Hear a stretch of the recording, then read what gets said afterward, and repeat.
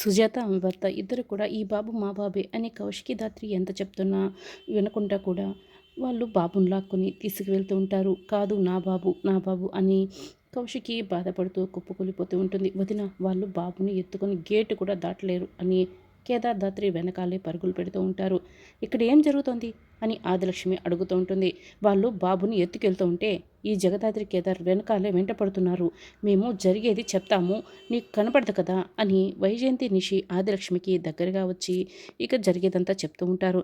అప్పుడే వాళ్ళు కారు దగ్గరికి వెళ్తూ ఉంటే కేదార్ వాళ్ళ కారుకి అడ్డంగా నిలబడతాడు. ఏంటండి ఇలా అడ్డుకుంటున్నారు, అడ్డు తప్పుకోండి అని సుజాత భర్త అంటాడు. లేదు ఈ బాబు మా బాబే అంటూ దాత్రి సుజాత చేతిలో ఉన్న బాబుని లాక్కుంటుంది. మళ్ళీ వాళ్ళు కారు దిగేస్తారు. ఈ బాబు మీ బాబేనని మీకు పూర్తి క్లారిటీ రావటం లేదు అని దాత్రి అంటుంది. లేదు మా బాబే, మీకు నిరూపించుకోవాలి అని మేము పోలీస్ స్టేషన్లో కంప్లైంట్ కూడా ఇచ్చాము, ఎఫ్ఐఆర్ కాపీ కూడా చూపించాము కదా అని సుజాత అంటుంది. లేదు మాకైతే డౌట్గా ఉంది, మేము కొన్ని ప్రశ్నలు అడుగుతాము, వాటికి మీరు సరిగ్గా సమాధానం చెప్తే అప్పుడు ఇస్తాము అని కేదార్దాత్రి అంటారు. అమ్మో ఇదంతా నేనే అరేంజ్ చేశానని కౌశికి తెలిస్తే నన్ను జీవితాంతం జైల్లో ఉండేలా చేసేస్తుంది. ఇప్పటికీ ఒకసారి జైలుకి వెళ్ళి వచ్చాను కదా అని ఆదిలక్ష్మి అనుకుంటూ ఇక కంగారు పడుతూ ఉంటుంది. ఇప్పుడు ఈ బాబు పుట్టిన తేదీ ఎక్కడ, ఏ హాస్పిటల్లో డెలివరీ చేశారు, డెలివరీ చేసిన డాక్టర్ నేమ్ ఏంటి అని దాత్రి ప్రశ్నలు అడుగుతూ ఉంటుంది. వాళ్ళు వాటికి సమాధానం చెప్తూ ఉంటారు. వెంటనే కేదార్ వాళ్ళు చెప్పిన హాస్పిటల్కి ఫోన్ చేసి ఆ డాక్టర్తో ఫోన్లో మాట్లాడుతూ ఉంటాడు. పలానా తేదీన జూలై 4న సుజాత ఆవిడికి మీరు డెలివరీ సుజాత అనేవాడికి మీరు డెలివరీ చేశారు డాక్టర్ గారు అని చెప్పండి అని అడుగుతూ ఉంటే కేదార్ అడుగుతూ ఉంటాడు. నేను అటువంటి ఆవిడికి డెలివరీ చేయలేదు, అసలు నేను ఆ రోజు ఊర్లోనే లేదు అని డాక్టర్ అంటాడు. అంటే వీళ్ళు అబద్ధం చెప్తున్నారు దాత్రి, అర్థమైంది కదా అని కేదార్ అంటాడు. వెంటనే వాళ్ళిద్దరూ కేదార్ని తోసేసి పారిపోతూ ఉంటే కేదార్ అసలు వదలకుండా వాడి కాలర్ పట్టుకొని కౌశికి కాళ్ళ దగ్గర పడేస్తాడు. వీళ్ళు అబద్ధం చెప్తున్నారు, చెప్పరా చెప్పండి, అసలు మీకు ఎవరు ఇదంతా చెప్పి పంపించారు చెప్తావా లేదా అని కేదార్ వాడిని బాగా కొడుతూ ఉంటాడు.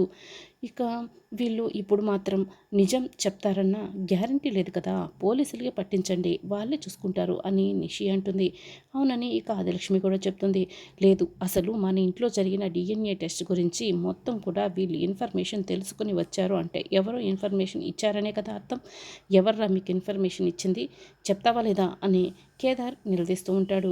ఇక అతను ఎవరు చెప్పలేదంటున్నా అక్కడ అని ఎంత చెప్పినా ఇక వినకపోవడంతో కేదార్ దాత్రిని తోసేసి వాళ్ళిద్దరు కూడా పరుగులు పెడుతూ పారిపోతారు. వదిన ఇంకెవరు ఇలా వచ్చినా కూడా బాబుని అస్సలు ఇవ్వకండి, వచ్చే వాళ్ళంతా కూడా దొంగలే అని కేదార్ దాత్రి చెప్తారు. కౌశికి సురేష్ అయితే బాబు తల్లిదండ్రులు కదా, డిఎన్ఏ రిపోర్ట్ అయితే వచ్చింది కదా అని వైజయంతి చెప్తూ ఉంటే మళ్ళీ రిపోర్ట్ వస్తుంది కదా, ఇప్పుడు చూస్తూ ఉండండి, కానీ అంతవరకు మాత్రం మనం చాలా జాగ్రత్తగా ఉండాలి అని కేదార్ దాత్రి అంటారు. అలాగేనని కౌశికి కూడా చెప్తుంది. ఇక జగదాత్రి చెప్పినట్టు కౌశికి బాబుని చాలా జాగ్రత్తగా చూసుకోవాలి అని సురేష్ కూడా చెప్తాడు. బాయ్ యామిని వచ్చినప్పుడు మనం చాలా జాగ్రత్తగా ఉండాలి అని దేవా చెప్తూ ఉంటాడు. ఏంటి దేవా భయపడుతున్నావా, అలాంటిదేం జరగదు, యామిని ఇక్కడికి వచ్చిన తర్వాత వాళ్ళ మామయ్యని ఈ పరిస్థితుల్లో చూస్తే ఇంకా భయపడి మనం చెప్పింది చేస్తుంది, నువ్వు ధైర్యంగా ఉండు భయపడకు అని మీనన్ ధైర్యం చెప్తూ ఉంటాడు. అలాగే బాయ్ యామిని రాగానే నేను లోపలికి తీసుకువస్తాను అని దేవా అంటాడు. ఇక యామిని కారు వచ్చి బయట ఆగి ఉంటుంది. కేదార్ దాత్రి ఇద్దరు కూడా బ్లూటూత్లో యామినితో మాట్లాడుతూ ఉంటారు. చూడు యామిని, దేవా అని అతను ఇప్పుడు నీ దగ్గరికి వస్తున్నాడు, నిన్ను మొత్తం చెక్ చేసి లోపలికి తీసుకువెళ్తాడు. ఇంకోవైపు కిరణ్ రమ్య నిన్ను గమనించుకుంటూ దూరంగా ఉంటారు, సమయం చూసుకొని మేము లోపలికి వస్తాము, నువ్వు ధైర్యంగా ఉండు, మీ నాన్నతో మాట్లాడుతూ ఉండు అని దాత్రి చెప్పడంతో అలాగేనని యామిని చెప్తుంది. ఇక దేవా నేరుగా కారులో కూర్చున్న యామిని దగ్గరికి వచ్చి ఏంటి పోలీసులకి ఇన్ఫార్మ్ చేయడం లాంటివి ఏమీ చేయలేదు కదా అని అడుగుతూ ఉంటాడు. లేదని యామిని అంటుంది. సరే నీ పర్సు, హ్యాండ్ బ్యాగ్, ఫోన్ అన్నీ కూడా మొత్తం కూడా కారులోనే వదిలేసి నాతో పాటు ఖాళీ చేతులతో లోపలికి రా అని దేవా అంటాడు. అలాగేనని యామిని ఇక దేవా వెనకాలనే వెళ్తూ ఉంటుంది. రమ్య కిరణ్ మీరు బ్యాక్ డోర్ నుంచి వెళ్ళి గమనించుకుంటూ ఉండండి అని దాత్రి ఇన్ఫార్మ్ చేయడంతో అలాగేనని కిరణ్ రమ్య ఇక లోపలికి వెళ్తారు. ఇక్కడ బ్యాక్ డోర్ ఉంది, మేము బ్యాక్ డోర్ గుండా వస్తున్నాం మేడం అని కిరణ్ రమ్య చెప్తూ ఉంటారు. సరే మేము ఫ్రంట్ డోర్ నుంచి వస్తున్నాం అని జేడీకేడి బయటనున్న రౌడీల్ని ఒక్కొక్కరిని కొట్టుకుంటూ ఇక లోపలికి వస్తూ ఉంటారు. అప్పుడే యామిని భరద్వాజ్ రేఖ దగ్గరికి వెళ్తుంది. అత్తయ్య మామయ్య బాగానే ఉన్నారు కదా అని యామిని అడుగుతూ ఉంటే మీనన్ ఏదో చెప్తూ ఉంటాడు కదా, అది చేసేసి యామిని లేకపోతే మనల్నందరినీ కూడా చంపేస్తాడంట అని రేఖ అంటుంది. నువ్వు వద్దు యామిని, మీనన్ చెప్పింది నువ్వు చేయొద్దు. మీనన్ వల్ల ఇప్పటికే చాలామంది బాధపడుతున్నారు. నువ్వు చెప్పింది మీనన్ చెప్పింది చేయొద్దు అని భరద్వాజ్ చెప్తూ ఉంటాడు. వెంటనే మీనన్ గన్నుని పేలుస్తాడు.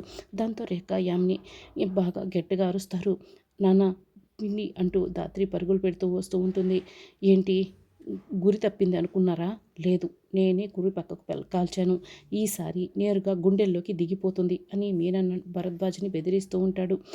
నాకేం కాలేదు యామిని, మీరు భయపడకండి అని భరద్వాజ్ ధైర్యం చెప్తూ ఉంటాడు. అప్పుడే జేడీకేడీ లోపలికి వస్తారు. ఇదిగో ఈ బాక్స్ని చేతికి ఇస్తాను. సెక్యూరిటీ వాళ్ళు నా వాళ్ళే ఉంటారు. వాళ్ళు నిన్ను లోపలికి పంపించేస్తారు. అక్కడి నుండి ఫ్లైట్లోకి నువ్వే తీసుకువెళ్ళాలి అని మీనన్ చెప్తూ ఉంటాడు. సరిగ్గా అప్పుడే జేడీకేడీ అక్కడికి వస్తారు. ఏంటి జేడీ వచ్చేసావా? నీకోసమే ఎదురు చూస్తున్నాను. వెల్కమ్ వెల్కమ్ అని మీనన్ అంటూ ఉంటాడు. నువ్వు చనిపోయావనుకొని నేను సైలెంట్గా ఉంటాను అనుకున్నావా? నువ్వు ఇలాంటి పని ఏదో ఒకటి చేస్తావు, అప్పుడు పట్టుకుందామని వెయిట్ చేస్తున్నాను అని జేడీ అంటుంది.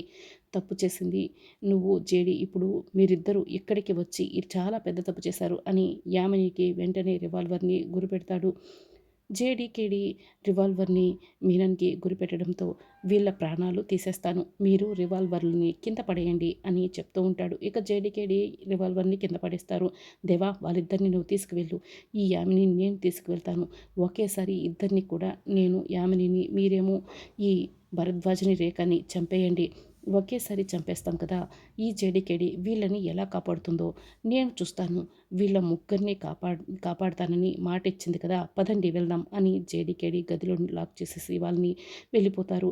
ఇక రమ్య కిరణ్ వచ్చి జేడీకేడి వాళ్ళ డోర్ తీసి ఓపెన్ చేసేస్తారు. మేడం రండి రండి వెళ్దాం, మేం ఇటువైపు వెళ్తాం, మీరు అటువైపు వెళ్ళండి అని రమ్య చెప్తే, లేదు, ఇక్కడ లేని కారులో నాన్నని పిన్నిని తీసుకువెళ్ళి ఉంటారు అని జేడీ చెప్తూ ఉంటుంది. అంటే మనం లోపల ఉన్నప్పుడు బ్యాక్ సైడ్ నుంచి ఒక కారు వెళ్తున్న సౌండ్ వచ్చింది, అదేనా జేడీ నువ్వు చెప్తున్నది అని కేదార్ అడుగుతూ ఉంటాడు. అవును, ఖచ్చితంగా ఆ కారులోని నాన్న పిన్నిని తీసుకువెళ్ళి ఉన్నారు. ఇప్పుడు మీనన్ని ఏమో యామిని ఈ కారులో తీసుకువెళ్ళారు అని జేడీ చెప్తూ ఉంటుంది. మేడం, మీరు చెప్పింది రాంగ్ అయితే అందరి ప్రాణాలు పోతాయి కదా అని రమ్య అడుగుతూ ఉంటుంది. మీరు ఇటువైపు వెళ్ళండి రమ్య అని రమ్య వాళ్ళని జేడీ పంపిస్తుంది. మనము వెళ్దాం రా అని కేదార్ చెప్తూ ఉంటే, లేదు, వాళ్ళే మనల్ని వెతుక్కుంటూ వస్తారు, చూస్తూ ఉండు కేడి అని జేడీ అంటుంది. మీనన్ వాళ్ళు మొత్తం 4 కార్లలో వెళ్ళి ఉంటారు. రమ్య కిరణ్ 2 కార్లను ఫాలో అయిపోయి అందులో ఎవరూ లేరు మేడం అని మీరు చెప్పిందే కరెక్ట్ అని కిరణ్ రమ్య చెప్తారు. సరే, మా లొకేషన్ని ఫాలో అవుతూ మీరు మా లొకేషన్ దగ్గరికి వచ్చేసేయండి అని జేడీకేడి ఇద్దరు బైకుల్లో వెళ్తూ ఉంటారు. మీనన్ ప్లీజ్ నన్ను వదిలేసేయి అని యామిని వేడుకుంటూ ఉంటుంది. మీనన్ అస్సలు పట్టించుకోకుండా కొండ ప్రాంతం దగ్గరికి యామినిని తీసుకువెళ్తాడు. చంపడానికి మీనన్ రెడీ అయిపోతూ ఉంటాడు.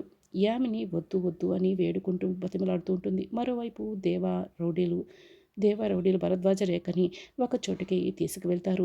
ఇక చంపడానికి రెడీగా ఉంటే, నువ్వు మమ్మల్ని ఏం చేయలేవు బాబు అని భరద్వాజ్ చాలా ధైర్యంగా చెప్తూ ఉంటాడు. సరిగ్గా వాళ్ళని షూట్ చేయబోతూ ఉంటే అదే సమయానికి జేడీకేడి అక్కడికి ఎంట్రీ ఇచ్చేస్తారు. నేను చెప్పాను కదా బాబు, మీరు నన్ను ఏమీ చేయలేరని అని భరద్వాజ్ అంటాడు.